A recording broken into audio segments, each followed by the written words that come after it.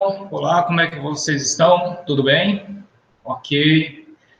Então, agora aproveitando esses recursos de informática, estamos juntos novamente e vamos aqui dar continuidade ao nosso aprendizado e ganho de conhecimento, ok? Muito bem. Falando um pouquinho do que a gente já tinha conversado em sala de aula, né? Iniciamos aí com a nosso conteúdo da parte de anatomia, histologia e fisiologia do periodonto normal. Começamos aí vendo na parte do periodonto de inserção a condição mais microscópica, né, histológica. Lembrando que o periodonto de inserção a gente não consegue ver clinicamente, somente o nosso periodonto de proteção, que é a gengiva.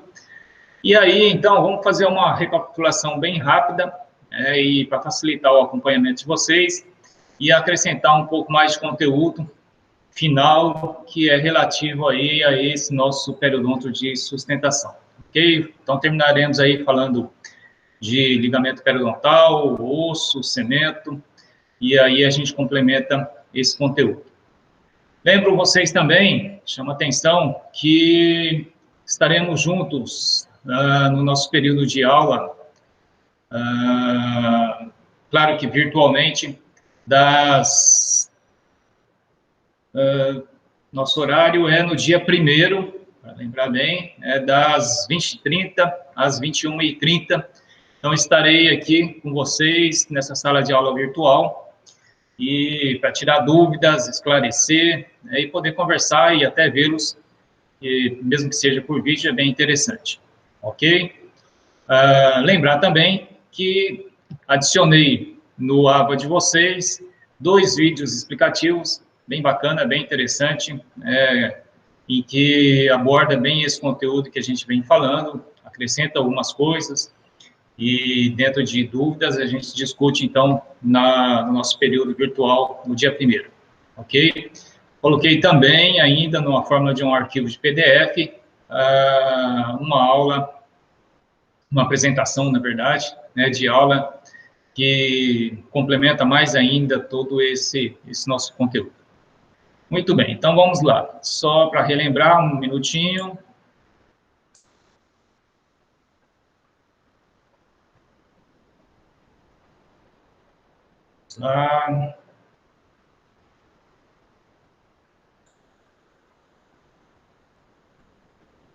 Opa. Só um minuto.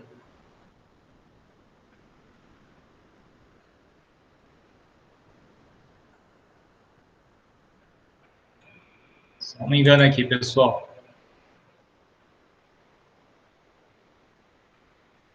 Deixa essa aqui. Ok, agora sim. Então, vamos lá. Então, relembrando, dentro da nossa disciplina de periodontia, começamos falando aí de anatomia, histologia e fisiologia do periodonto normal, sempre lembrando que estamos falando de uma condição normal, certo? E recapitulando rapidamente, as estruturas que são, ou que compõem o nosso periodonto, formado por gengiva, osso alveolar, cemento e ligamento periodontal, e separando aí no periodonto de proteção a nossa gengiva e nosso periodonto de inserção ou sustentação, osso, ligamento e cemento, ok? Dentro da parte gengival, gente, além de toda aquela das estruturas que compõem a gengiva, como gengiva marginal, gengiva inserida ou queratinizada, uma observação muito relevante em relação à área de col, que é aquela nossa região entre os dentes posteriores, e que principalmente não é totalmente queratinizada, é uma área de difícil acesso para higienização, fácil de acumular bactéria, e que geralmente, muitas vezes é onde se percebe tem uma facilidade maior de início, e de evolução da doença periodontal, ok? Então, ilustrando aí, a área de col na região interdental dos dentes posteriores, logo abaixo do nosso ponto de contato, e essa região de depressão, por isso que chama col, que fica entre os 2 picos da nossa papila interdental, tá? Tanto o vestibular como o lingual, ok? Então, essa região, gente, facilita acumular bactéria. Como é uma região de pouco atrito, abaixo do nosso ponto de contato, é uma região que não é, né, o epitélio aqui, tanto sulcular como na região, não é muito queratinizado, ou muitas vezes nem é queratinizado. Com isso, fica muito mais fácil, então, da agressão das toxinas das bactérias, ok? Uma imagem clínica aqui, é interessante para ilustrar. Então, vocês veem aqui, ó, perdas ósseas. Olha só essa cratera aqui, certo? A imagem agora facilita bastante. Aonde deveria haver aqui uma crista óssea interdental, ou seja, uma pontinha de osso aqui, certo?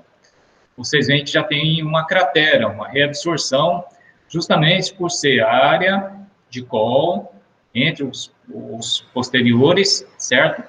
E aí, então, essa facilidade de evolução da doença periodontal. Então, aqui ilustra bem a evolução da doença, com perda de inserção, né, perda óssea, ok?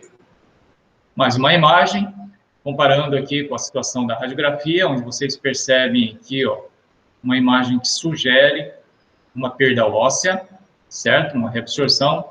Não dá para definir exatamente como a radiografia é bidimensional, se é mais para vestibular ou para palatina, mas assim que nós, na abertura do campo, expondo aqui toda a região afetada, a gente consegue perceber que a perda óssea é principalmente pela região vestibular, certo? Tudo bem. Rapidamente também, chamo a atenção dentro do que é clinicamente o normal da nossa gengiva, que é o que a gente vê quando o paciente, por exemplo, se apresenta no consultório ao exame clínico, ok? Vocês vão observar principalmente o quê? Em relação à cor, que chama muita atenção, cor da nossa gengiva, e todas as situações em que vocês já têm realmente um certo conhecimento. Né? Cor da gengiva, que pode se apresentar mais vermelha, mais rósea. Né? Rósea é o padrão clássico, rosa pálido, mas mesmo gengivas mais vermelhas podem se apresentar ou podem estar numa condição normal, dependendo de vascularização, de aporte sanguíneo, pode ser uma gengiva mais escura, mais para tonalidade marrom, dependendo da sua pigmentação.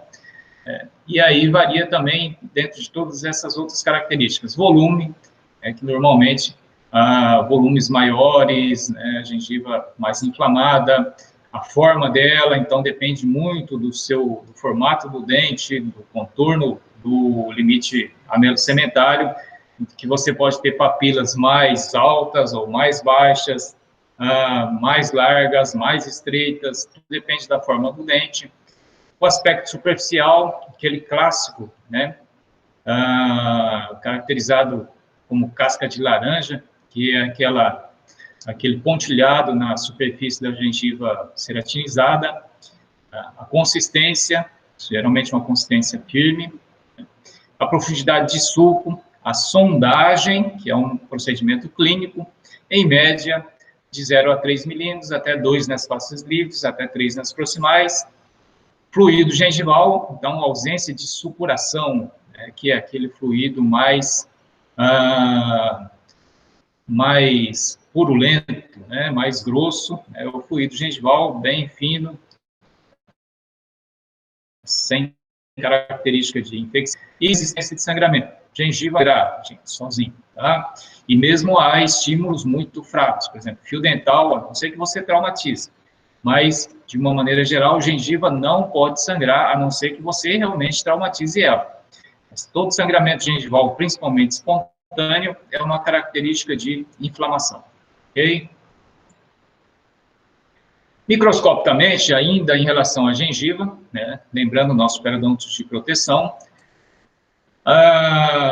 vamos ter aí, microscopicamente, em termos histológicos, né, a parte do epitélio e a parte do conjuntivo, certo?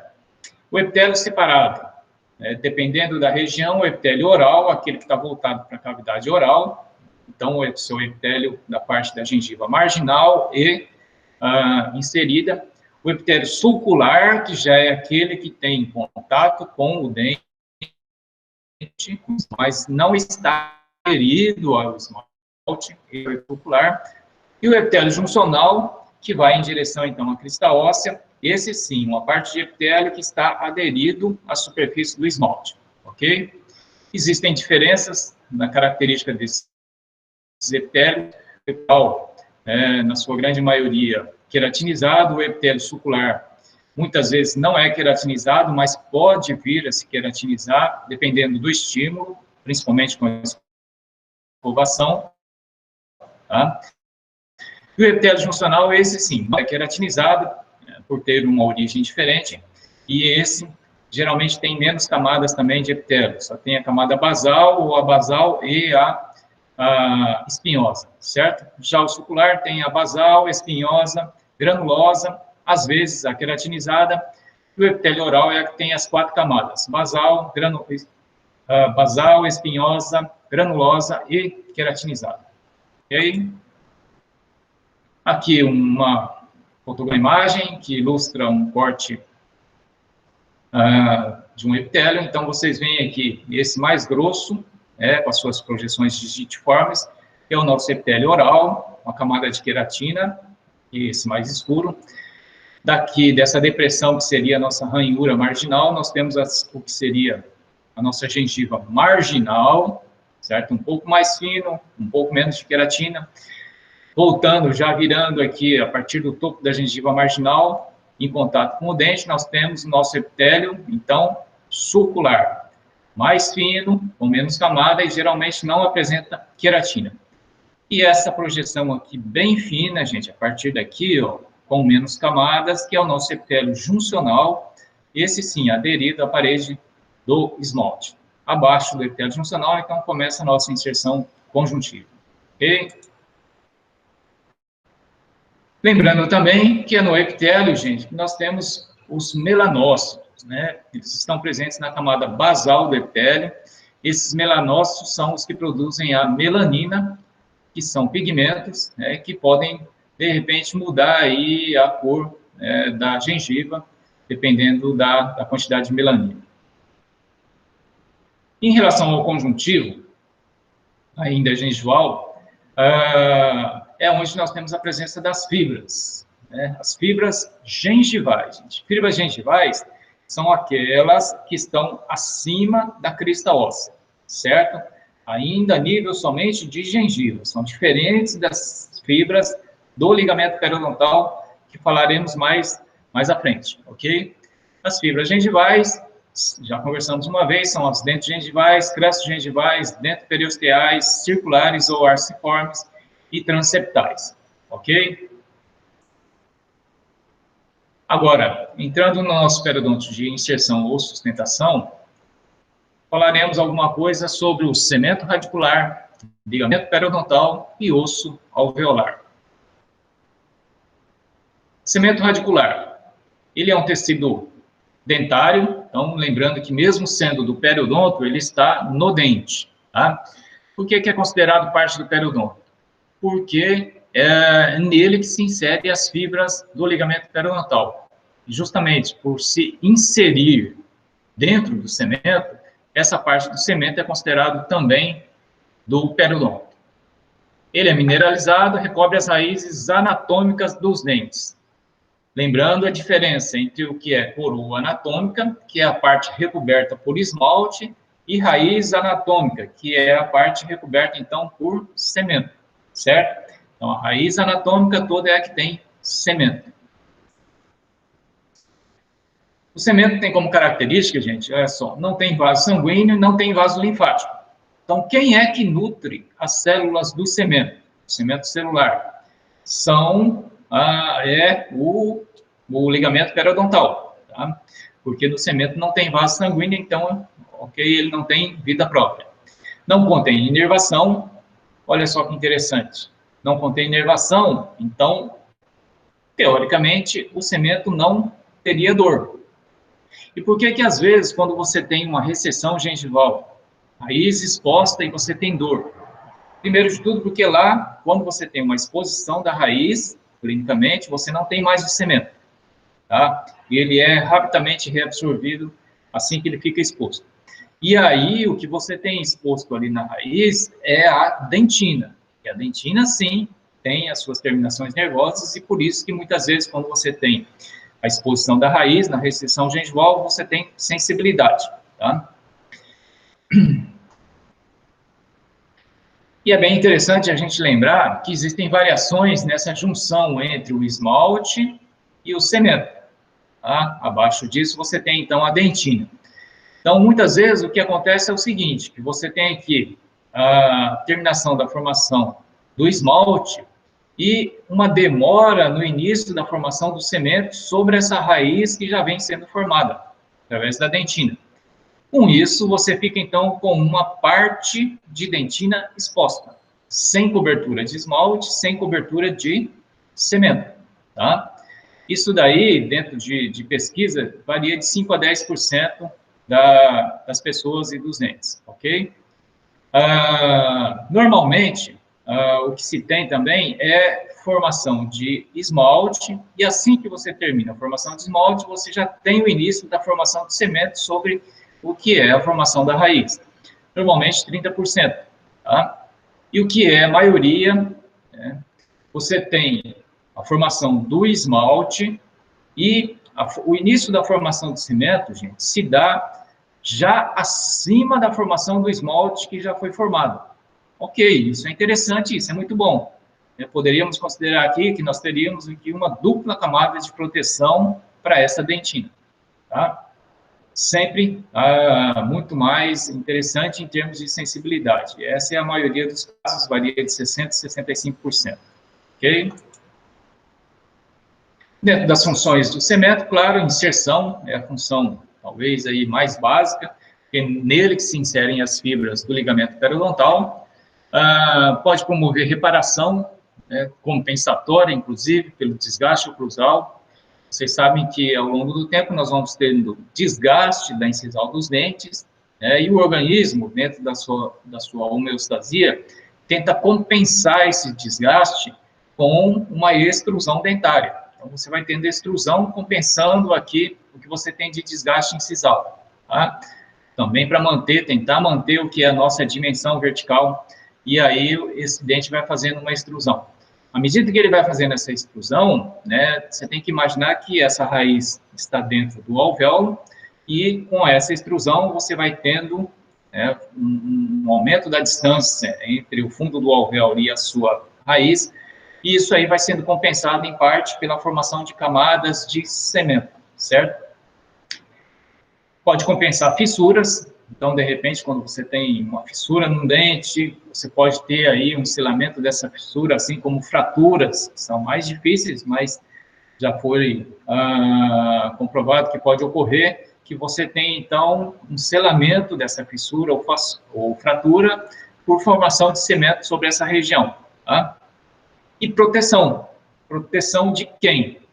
Proteção da dentina.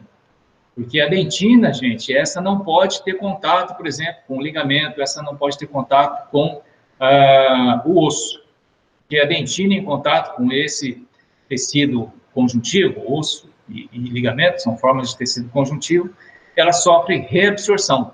É por isso que, às vezes, nós temos situações de reabsorção de raiz, quando nós temos, por exemplo, necrose do ligamento periodontal, por um trauma, por alguma situação. E aí, nessa condição, você tem o ligamento ou o osso em contato com a dentina, tá? E reabsorção de cemento. E aí, então, você tem a reabsorção dentinária, tá? É o que acontece também nas situações de anquilose. Na anquilose, o que acontece? Você tem morte do cemento, vamos dizer, ou reabsorção de cemento, perda de cemento, né? E com isso você tem a aproximação do osso à dentina e promove, então, a reabsorção, certo? Partindo agora para o ligamento periodontal, né, um tipo de tecido conjuntivo, notavelmente celular, isso é muito interessante, gente, e vascular, une o dente, claro, através de semente, ao osso. Chama atenção, mais uma vez aqui, em relação a essa observação, notavelmente celular e vascular. Sim, ligamento, gente, é o que tem muita vascularização, muitas células, né, vou apresentar no slide mais à frente. E isso é muito interessante e é bom de se entender, porque quando nós temos necessidade ou intenção de processos de regeneração, tá? Seja de osso, seja de gengiva, nós temos que lembrar que é do ligamento periodontal que vem, né, essas células novas formadoras, tá? Existem as fibras do ligamento, né? Falamos lá atrás, agora há pouco, das fibras gengivais. Gengivais são aquelas que estão acima da crista óssea.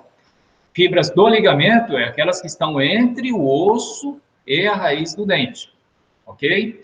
Muito bem. E aí nós temos, dentro dessas fibras, as crespo-dentais, ou da crista alveolar, as horizontais, oblíquas, apicais e interradiculares. Fica mais fácil de entender nesse desenho aqui esquemático. Então, as fibras aqui, crespo-dentais, tá? Horizontais, oblíquas e apicais, ok? Essas são as fibras do ligamento periodontal. Como eu falei agora há pouco, né, o nosso ligamento, ele é muito rico em células, todo tipo de células, tanto de síntese, progenitoras, né, então são células que formam novos tecidos, ou novas células que vão formar novos tecidos, e células também de reabsorção, estão presentes aí, restos epiteliais, aqueles chamados restos epiteliais de Marasseis, muitos mastócitos e macrófagos, né? Então, é muito rico em termos de células o nosso ligamento periodontal. Dentro das suas funções, né, função básica, que é a de suporte, justamente porque liga o dente ao osso. Função sensorial, aqui onde se desenvolve praticamente numa condição de máxima sensibilidade, né, a função em termos de sistema proprioceptivo, então tudo que a gente morde ou toca no dente é o ligamento que faz, ou que manda essa mensagem para o nosso sistema nervoso central, né, dizendo, ó, tem aqui uma pedra no feijão, tem aqui alguma coisa dura, mole, entendeu? Então, é no ligamento periodontal que se desenvolve principalmente toda essa capacidade sensorial. Nutritiva, já falei lá atrás também, por quê? É o ligamento que nutre o cemento, porque o cemento não tem vida própria. E homeostática ou formadora, tá? Por quê? Porque o ligamento, ele tenta fazer aí, ou manter essa condição sempre dentro de uma normalidade, então, se precisar, ele pode ter uma projeção, então, tentar realmente fazer com que o osso se desenvolva e mantenha essa condição de homeostasia, ou seja, de equilíbrio, né? Pode induzir formação de osso, induzir formação de cemento, tudo isso para manter a homeostasia. Em relação ao osso, né, começando pelo processo alveolar, e o processo alveolar é todo o nosso osso, seja ele da maxila ou o nosso osso da mandíbula. O osso de suporte seria o nosso osso alveolar, né, que é esse osso que, então, forma aqui o nosso alvéolo, ok? Então, aqui na maxila você tem todo o nosso processo alveolar, e o osso alveolar é esse aqui, onde estão os alvéolos, ok? Dentro dessa condição de osso alveolar, a gente chama atenção pelo que a gente chama de osso cribiforme ou osso fasciculado, tá? Então, você tem aqui no nosso osso alveolar a parte medular e a parte cortical. A parte cortical é essa parte aqui durinha, né, que geralmente nos dá a lâmina dura, ok?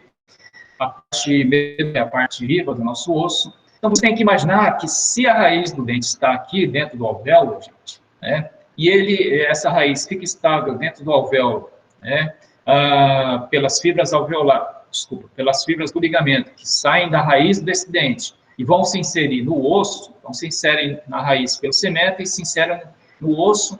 E se você tivesse dentro do alvéolo esse osso cortical duro, liso, dificilmente essas fibras do ligamento conseguiriam se inserir no osso.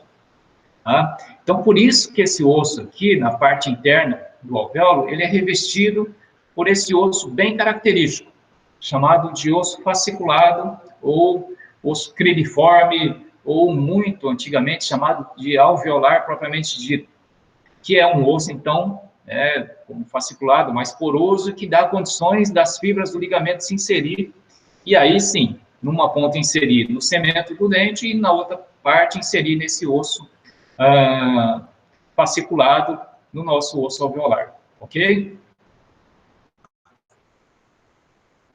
Chamando a atenção também para nós da periodontia, né, é muito importante e é até um modo de se avaliar periodontalmente a crista óssea alveolar.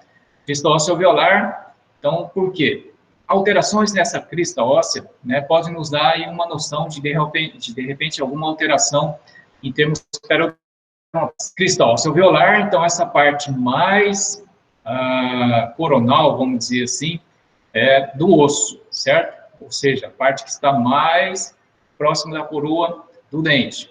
Então, essa extremidade óssea, alterações nela, variações de formas, podem nos dar aí, de repente, noções de alterações que possam estar ocorrendo, tá? E aí facilitar muito o nosso diagnóstico. Então, como? De repente, se você vê aí numa radiografia, vamos aqui, grandes variações, olha só aqui, ó, do relevo da crista óssea. De repente, pode ser uma situação que esteja sugerindo aí processos de reabsorção.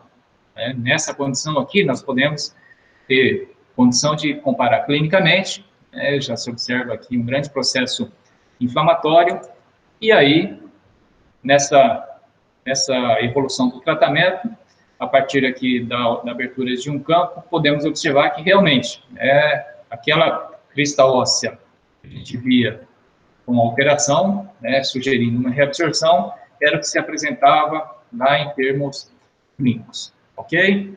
Muito bem.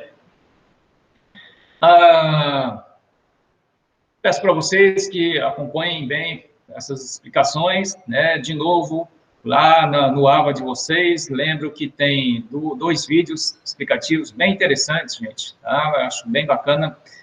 Ele ali é bem didático, consegue explicar bem dentro daqui do que a gente conversou e falou, tá? Tem também em formato PDF um arquivo lá, onde também, como se fosse uma evolução de aula, com formato de slides em PDF, também explicando bem direitinho todo esse conteúdo que a gente veio conversando já nesse período que estamos juntos.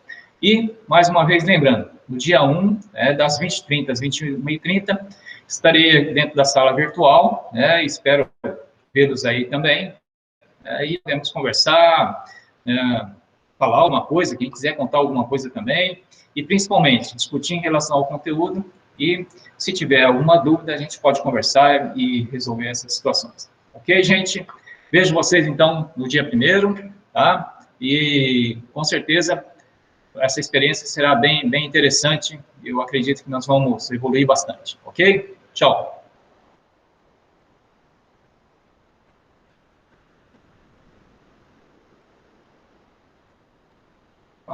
Peraí, gente.